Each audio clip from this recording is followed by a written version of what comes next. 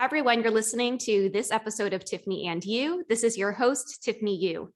If you are new to the Tiffany and You podcast, Tiffany and You is a podcast about things that matter. And more specifically, I'm talking with friends who are using their voices and platforms to cultivate creativity, compassion, and change. And with me, I have a new friend that I've actually made during the pandemic, Mother Victory. Hi, Mother Victory.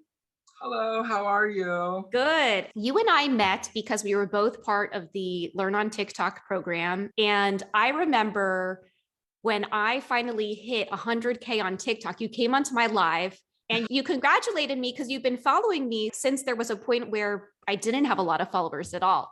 And then we both realized that we lived in San Francisco, and now Mother Victory is my one TikTok friend in San Francisco. You've amassed 1.7 million followers on your platform. What is your origin story of how you found your way onto TikTok to then now have this massive audience? I downloaded TikTok at the end of 2019, and that's when I was still working my day job before the pandemic, and I wanted to dabble in drag. I was like, oh my goodness, what am I going to do in terms of creativity? I've always wanted to be a creator. I've wanted to be a music artist, and I just didn't know how to find my own audience, but that was always a dream. I made a funny music video for Christmas where I'm in full drag that I published December of 2019. And that was my first time I downloaded TikTok, and I just uploaded a little clip of the video. I didn't touch the app until the pandemic again, March. And that's when I got laid off from my day job. I was working full time as a creative director at a branding company. So I have quite a marketing history, pretty much a whole decade in public relations, marketing, advertising. And so I thought, well, I'm not doing anything at the moment when I was unemployed. So let's try to build this platform. And I started doing drag, and I didn't know how to find an audience yet at that time. I was doing different trends, doing lip syncs, doing dances. I wasn't a very good dancer. I think my lip syncs might have not been the best. And I went into drag hardcore. I bought way too many wigs, outfits, and that's where the nails came from. And makeup also. So I was self-taught makeup artist, self-taught stylist like myself. So one day I did this trend, and then I guess that was my first time going viral, and it was super small. What was a trend? It was like a news reporter, and they said, oh, there's this couple that got stuck in a fire and it was very hot, or something just so hilarious but obvious. And then fast forward to actually when I hit 10,000 followers on TikTok, I started de-dragging. Drag was a little too expensive for me, so I took off the wigs. I did more, I wouldn't want to say like a smaller makeup, but less draggy makeup. I took the outfits off. It was just me in a t-shirt. And one day I remember I just had my nails on and I was in the mood to film things. So I would go on TikTok and film a bunch of random videos. And I was just like, since everyone and their mother wants my nails, I shall put them up for a bid. And the British accent just kind of naturally came out of me. So I just took the nails off, and then all of a sudden that video went viral. Everybody started putting in their bids. They were like, I'll bid my siblings. I have $6, take it or leave it. Or they're like, my entire life savings. And then it just became a joke. And then people started asking me for things in the comments like, mother, can I have a dog? Mother, can I have, I don't know, food? You forgot to feed us. And then I think that's where the inside joke came and my little connection to this brand new community of people. And then I started doing video responses, and people would ask me for something and follow immediately after. To anyone whose first time it is watching one of those videos, it'll still be funny. But for me, because I've done so many of those videos, I feel like the joke, it's an old joke. I'll still do them to humor my audience, but it was really funny back then. And that helped me grow my account along the way. Every month I was gaining like 100K. And then with the whole Learn on TikTok thing, that's when I started introducing a little bit of education, advocacy into it. And I mean, I did speak out on LGBTQ things when I was a smaller creator as well. I was like, if you're part of the girls, gays, and theys, interact with this video. I talked about how I was on the straight side of TikTok and I wanted to get back to the LGBTQ side.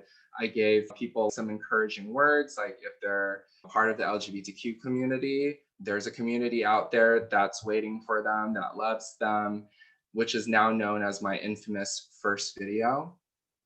But the Learn on TikTok thing really kind of helped navigate me into this more advocacy space. I was giving tips on not just how to come out, but how to gain confidence, creative ways to come out, and just how to deal with different situations. And people would ask me in the comments to give them advice on something, what to do if I'm bi gender or pansexual, or how to come out to my friends versus my parents.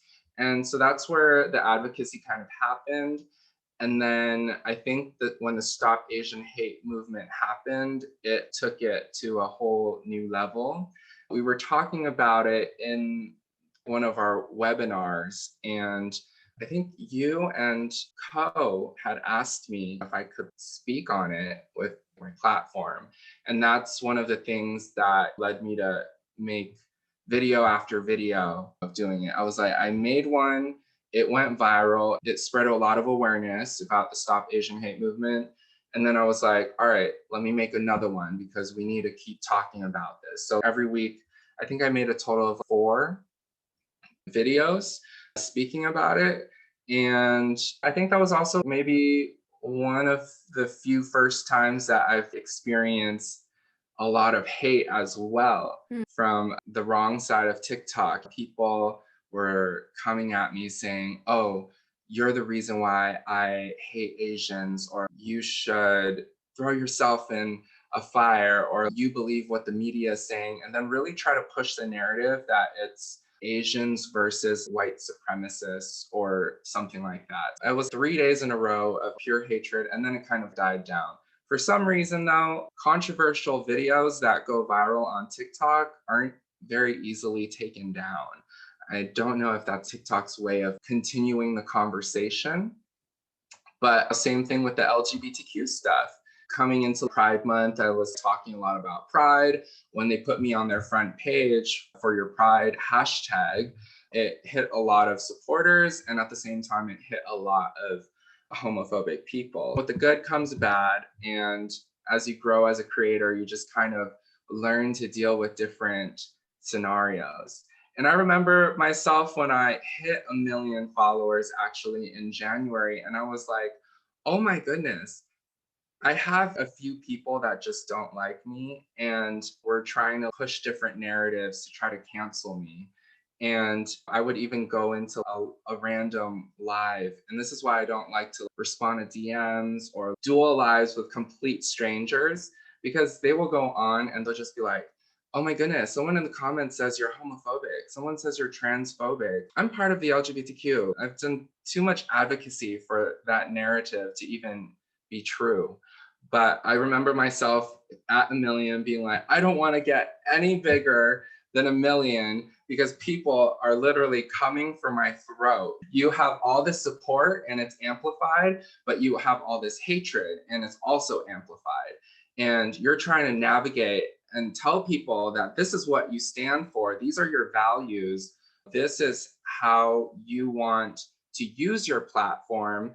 And then you have your haters who, if they're successful at it, I don't know, that might be the end of Mother Victory Bell, who are trying to do the opposite and like marginalize you. And that's what I realized with the LGBTQ community. When you're part of a massive minority, people are always going to marginalize you. And people are always going to push a narrative and always try to cancel you.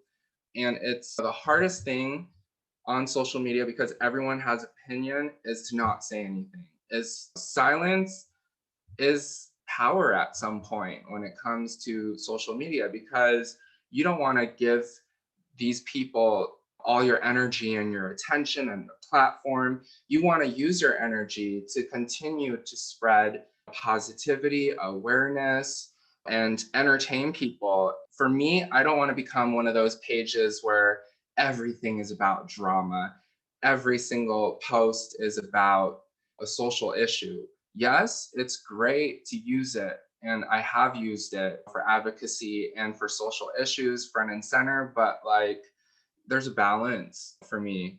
I'll talk about things that really need to be said. Some days I plan my content and I look at the phone and I look at the news and I'm like, I have to give this a platform. But then you don't want to respond to a hater and give them a platform, because sometimes if you do that, yeah, they might get reported and might get banned, and you might feel like, ha ha ha, revenge, you know? But at the same time, sometimes that doesn't happen. Sometimes you've just wasted your time.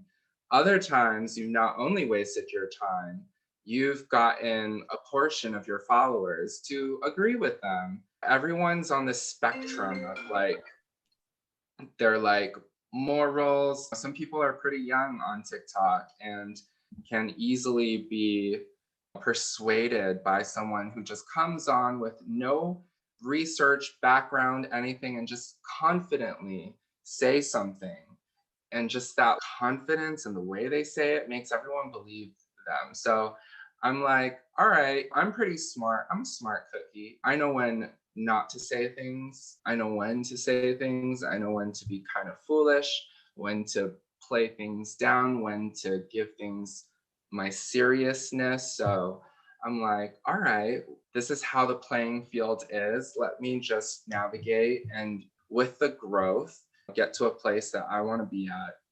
And after I said that I just want to stay at 1 million and then you get to 1.5 and now I'm at 1.7, I'm like, oh my goodness. Some creators who hit 1 million followers at the same time that I did are now at 3 million, 5 million, even 2 million. And I'm like, when is Mother Victory going to hit 2 million? You know, I don't know. So that's kind of my growth story broken up into bits and pieces.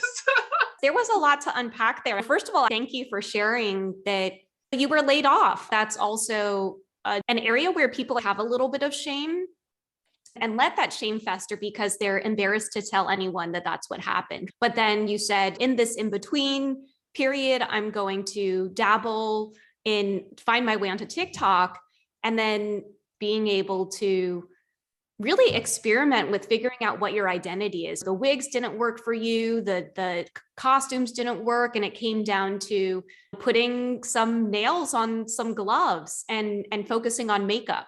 And then finding your voice in the advocacy space as part of this Learn on TikTok educational program. Let's take a quick break here. And when we come back, we'll continue chatting with Mother Victory. Awesome.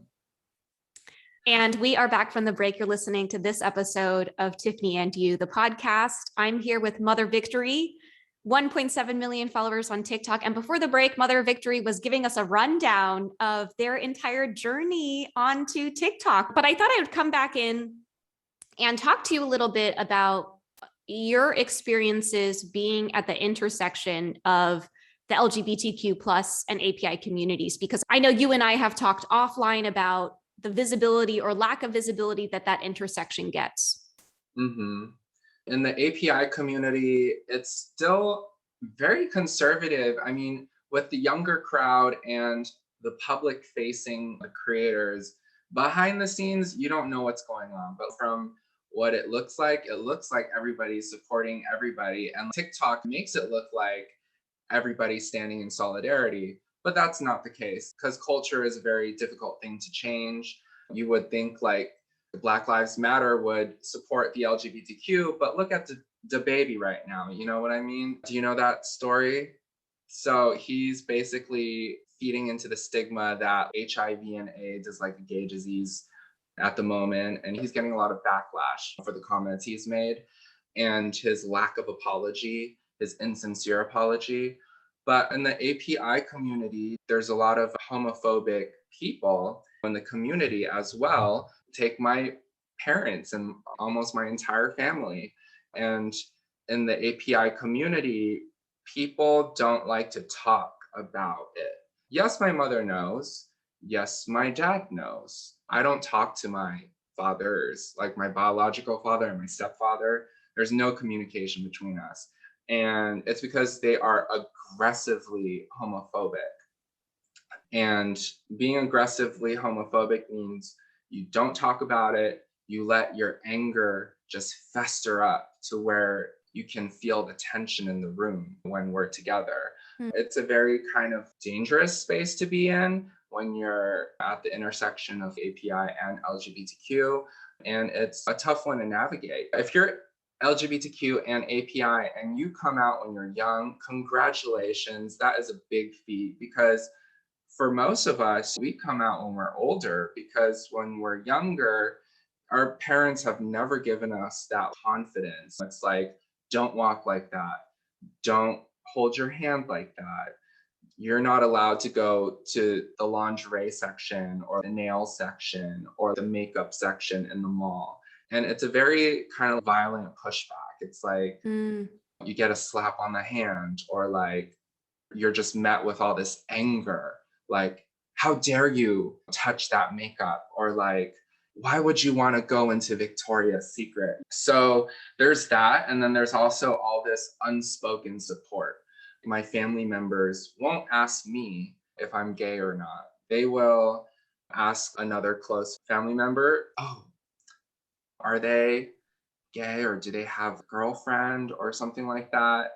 And every single family gathering, someone always asks me because I have family members that are my age that are married now. And they'll be like, oh, why are they always coming alone? Or do you have a girlfriend?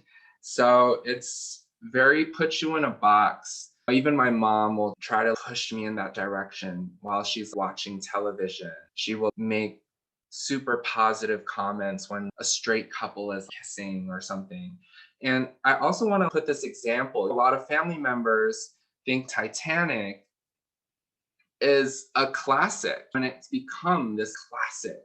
But the movie is rated X. It's pretty much on the verge of heterosexual pornography. And that is so accepted in the straight world. And it just goes to show when a gay couple, LGBTQ couple, kiss, it's just met with backlash, it's met with hatred, it's met with like, this is gross. How can you do this to our children? You pedophile, you predator. That's a narrative they want to give us. They'll call us disgusting, everything to marginalize us. Once they get any little pinch of thing that fits in their narrative to cancel you, they will go ahead and do it because Mm. they just want that space to them. All right, a full blown sex scene can happen in Titanic, but nothing else. If you want a little peck on the lips or hand holding here in the LGBTQ community, it is just not right and something is wrong with you. So that ferocity lives inside me.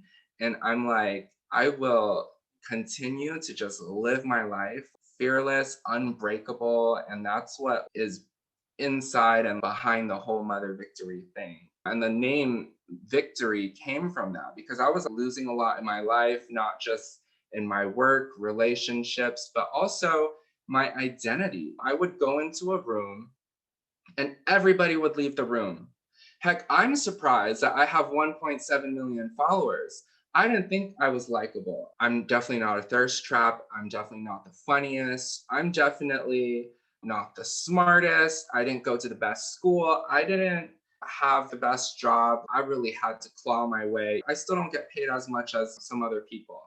And having all that and then like gaining a following, but while you're gaining a following, you're also getting the hatred at the same time. That's hard, but there's a message behind it. And I'm like, I think this message is more important than anything. And that's what drives me. I will be tired. I will still do my makeup. You know, I will just roll up my sleeves. It's like a superhero going into war because culture is this massive thing that is so difficult to change that you just have to put in the work every day. And I'm Mm. like, yes, the money will come. And it has started trickling in with the brand deals. And I'm like, this would be a dream to be a full-time job, gig, whatever. I am on my way there. We're both brand new to this business, so I still have a lot of learning to do, but I think that's what drives Mother Victory, and that's what keeps me going. Thank you so much for sharing that. I think it's so important to highlight that as much as you're embraced in the public sphere, there are lingering ties to family that we're still trying to navigate. I'm curious to hear a little bit more about your coming out story, if you feel comfortable, because I know you mentioned it happened later in life for you. Mhm. And even knowing now that you have a large public platform, navigating that tension between these antiquated views that our parents have, homophobia, racism, ableism, even sexism, all still exist in my parents' generation. What was that journey like of deciding to come out? And even with the continued strained relationship with your family, what makes you be so unapologetically yourself? Me being unapologetically myself really came from just having a family that constantly wanted to push this narrative of straightness on me. Like, oh, you should cut your hair like this. Oh, you look like a very handsome boy. To like, oh my goodness, look at that straight couple. It's so cute. And I would just like roll my eyes and they're like, no, this is cute. The gay couples are what's gross. Having that constantly when I was growing up. And then when I decided to come out, it was a long process because in my mind, I was fighting with myself, gathering the courage to actually speak on it and say the words, I'm gay. And I had to test the waters. And I have this whole series of creative ways to come out. But in reality, it's like, it starts from just advocating with the community. It's like, oh, hey, mom, did you hear the news about the no hate campaign? Did you hear that gay marriage is legal now? What do you think about the LGBTQ community? Because it would be all over the headlines. It's a perfect moment to start a conversation and get to the coming out story. But I just felt a lot of anger, a lot of frustration, a lot of confusion, and a lot of like, what if I just like suppress my feelings and just live my life and move out and not say anything and have this like a Spider-Man? I just have this life and they'll just know nothing about it. And that's what it comes to for some people. But I just felt like I wouldn't have the courage or the mental ability, and the mental thing affects everything. It affects whether you wake up in the morning and actually do something or stay in bed all day. And if something's bothering you to that degree, you're stuck in your bed, you're not thinking about anything else. You're not getting further in life, whether that's work, whether that's relationships or anything. It's just on top of your mind, controlling your entire being. My mom was going through some things, relationship issues at the time, and I thought, let's start the conversation out with your problems. Let's talk about your relationship and let's show some sympathy, empathy. And then that opened up her kindness box. And I was going to say we were at a cheesecake factory, and she could just feel that I was going to say it. And she kind of like took it from me. She took my moment from me. But she said, I don't care if you like guys or girls, I just want you to be happy. And that tiny moment just made me feel so much confidence and joy and want to go on with what I was doing. And at the time, I was making my own e-commerce site and stuff. And in the Asian world, when you do get approval from your parents or whoever raised you or whatnot, it's something that can't be broken. It's like Asian parent approval is one of the hardest things to attain in life. I would have been a different person if my mother didn't accept me for who I am. Because Asian parents, it's like 75 to 80% disappointment all your life. You know, whether that's grades, a job, relationship, they just want to approve the process and everything. Knowing that and all the shame that they thought that I would like bring to the family when I was younger, not having a girlfriend, not going to the school of my choice, or not working for major tech company and having to start off small and things like that. It started to just break this entire concept and idea that a lot of API families have to begin with. They give birth and they think, okay, we just made a baby. It's going to be easy. We're going to have a perfect life. This is how it's going to look like. We're going to be showered in designer clothing and big houses for the rest of our lives because our kid's going to be rich and work as a doctor, or, just like, and all these perfect relationships. And then what they realize is there's people out there who want to ruin me. From my exes, I had one ex stole my money, called my aunt's business, and she employs like 80 people, Asian supermarket, and outed me to the entire store. And it was just like everybody was talking like, oh my God, there's a gay person in the family. Oh my goodness, what are these awful gay things they're doing? And all her employees are Asian. You could feel the embarrassment. It was just like, I can't just visit my relatives and not say anything. So it had that happen. People would see me at Pride and they would tell my stepdad, and that's where a lot of the anger and the homophobic tension start arising. Word would get back to him. I don't even know who. It could have been a close friend that wanted to sabotage me. And then they would call my phone like 20 times and just start screaming at me like, where the hell are you? Get your ass back home. I was going to Pride as a teenager. It's just like a lot of that trauma. So that continues with me throughout my life. It's just like people didn't like me then. They still don't like me now.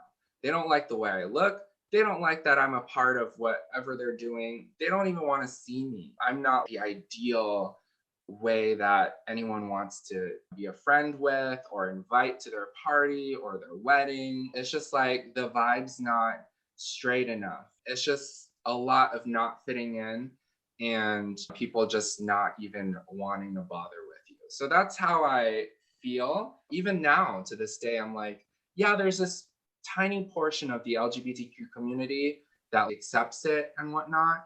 And the majority of people who see me walking down the street, they'll think, oh, that's an average Asian heterosexual man just going to the grocery store. So that's a struggle that I live with. I've even introduced my mom to 4 of my ex-boyfriends.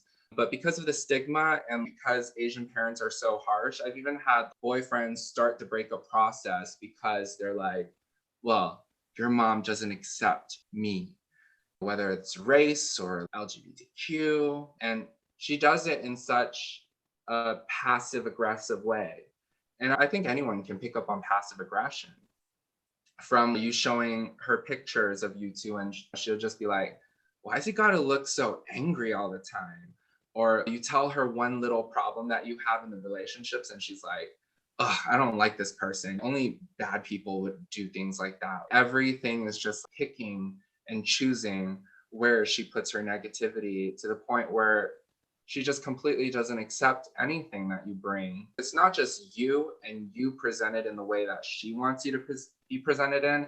It's like, I will not approve. I will tear you down. I will tell you you're ugly. I will say your boyfriend's ugly. I will say he's not well mannered. Just anything that she can say to destroy the relationship. And then when you break up and you're all emotional, she's kind of happy about it. I think what's coming up for me is, as much as we are our own individual people, we're still tied to our families, whether we want to or not. I appreciate you bringing these nuances into this conversation too, because I don't think a lot of people realize the ties we have to our families, how much disapproval or criticism or microaggressions or passive aggressiveness that does exist within that. But you talked about how you came to be who you are because of the mental part of it, which does weigh on you. Having to feel shame for who you love, for such a long period of time. And maybe it still comes back in one way or another. I want to come back to the haters. You're embraced by 1.7 million people and more. We're not even counting followers you have on other platforms. The mental aspect is what turned you into this. And I'm quoting this fiercely dedicated advocate for the LGBTQ plus and API communities, using your popular TikTok persona to spread healthy messages of affirmation, inclusion, and personal preservation. And I wanted to ask about how you manage the mental part, knowing that you have equal amounts in the digital sphere, not just your family, spewing hate at you. I've always admired superheroes that were the underdogs, like the X-Men. I think that whole series is actually LGBTQ, or even Batman. I think anyone has that. As a kid, you think of being the best version of yourself. And I think to be the best version of yourself, you have to go through a lot of things. I think this Mother Victory persona, or just this power behind it, even if it wasn't named Mother Victory, it's something you tap into that's super special because you're kind of rising from the ashes. It's like a phoenix coming from the ashes. It's like when Harley Quinn's been beaten down so much, and then she becomes this brilliant, psychotic, mental character. And that's kind of how I felt, because as a kid, my stepdad would constantly scream at me, and these microaggressions would happen because of his upbringing and the homophobia. So he would take it out on me in different ways, whether that's throwing the dog across the room, or throwing my toys out the window, or kicking my shoes into a massive mess, or pretending to suffocate me with a pillow. The things get more awful. One day when he was screaming at me, I just started to not feel sad anymore. And I was just agreeing. And it was just this form of kind of switching the narrative from like, all right, I'm terrible, I'm whatnot, but now I'm agreeing with you. And I'm like, all right, great, I'm terrible. So what? All right, I did that. And what? Yeah. So it was like this way of completely talking back, but not saying much, and giving the person this fierce look where it's just like, what are you going to do? And in that moment, that's followed me throughout my life. You can only be beaten down so many times. You can only be talked back to so many times. And once someone hits that button and you tap into that superhero version of you, it's like, I have no insecurities. I am unapologetic. I am powerful. You have something to say it to my face. So I think that was definitely a teaching lesson. I've been very insecure. I've been very quiet in my younger years. I was someone who people never thought I'd become anything, or they just wouldn't look at me very highly, other than my artistic abilities. But you get into that place. And even now, I don't usually tap into it too often because you kind of get a little bit emotional at the same time. But it's like people are scratching the surface and trying to get in there. And once they really like hit it, now though, it's completely different, because it's not just letting them have it. Now that I have a platform, I need to choose, even if I do feel that fiery passion and yeah, it's unstoppable and unbreakable. It's like, when do I put the brakes on myself? Because I don't want to hurt someone else's feelings.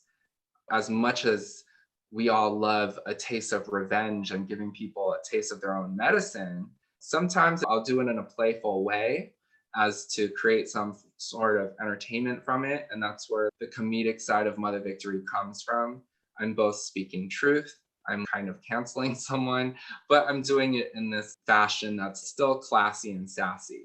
I really have to not say some things that I really want to say sometimes. So I'm coming at it from so many different angles. My mind's really open, and I think there's a new level of maturity.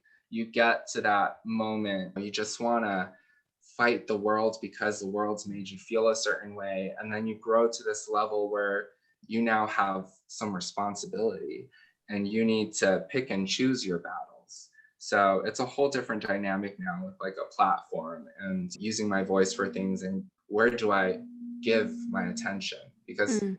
if I try to speak about something that's only directed to me, am I just getting self gratification from revenge? I have to think about the community, the bigger picture. So yeah, it's totally different now. I think that because now your platform is what it is, it's really saying, what type of behavior am I modeling for these million plus other people that is acceptable or not? Even if you're torn down and people are trying to break you apart, you're still existing. And the universe decided you have value and worth here just because you are who you are.